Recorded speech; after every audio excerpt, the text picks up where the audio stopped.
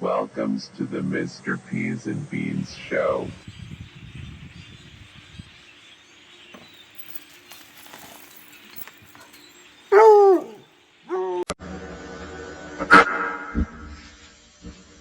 I was a real fancy eater, but that was just the beginning of the day. I ate pickles, and I really don't like pickles.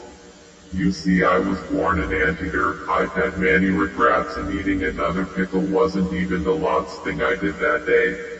Well, to say I am a cannonball would be an understatement. I tend to drip my colors here and there like any good politician should. Let me start by saying that everything I am about to say is a lie. Why would I fabricate such a story? You ask me my names, I have 2 or 3 like most humans at least, but I am not human. Perhaps this is because Mother Supreme Pizza wanted it that way. I am Macaroni Nakadachesly, I am 3037 tech marks old, and I come from planet Sango Tango Meringue Pie. Anyways, I was sitting in my favorite eatery, dining on a hammock with much possum sauce. All along came my usual waitress, Edgardo.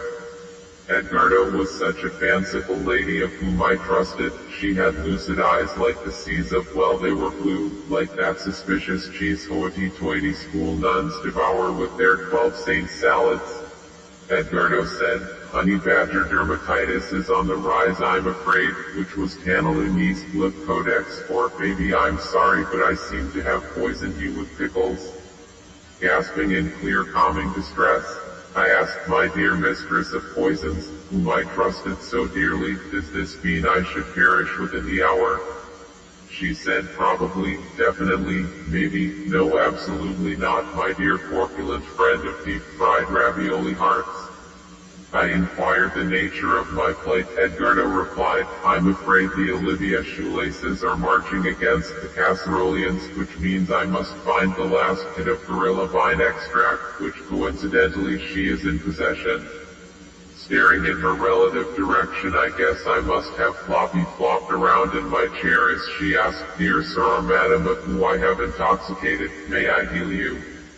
I agreed, and my sweet Edgardo pummeled me about the face with a heel of stale pumpernickel. I felt momentarily well. I was set aback by this bizarre treatment, and asked, "May I have the anti-pickle, the antidote to my mistaken terminal meal?" Edgardo took from her purse the last noket of gorilla vine extract. "How soon will you expect to have it?" I said on my state of near delirium, "Soon enough would suffice, I believe," as I began to thrash about once again ordering fruit cocktails without grapes. She overturned the can of life-saving goo onto my head, and instantly I was well again. "Thank you, my wonderful daytime waitress, Edgardo." She smiled and pointed to an unsettling stain on my lapel. "Is that your spot?" she asked, pointing to the stain. I thanked her and left joyfully. That was the first, last, and only ever time I returned to my favorite eatery in the daytime, because such a besmirching was damaging to my poor ego.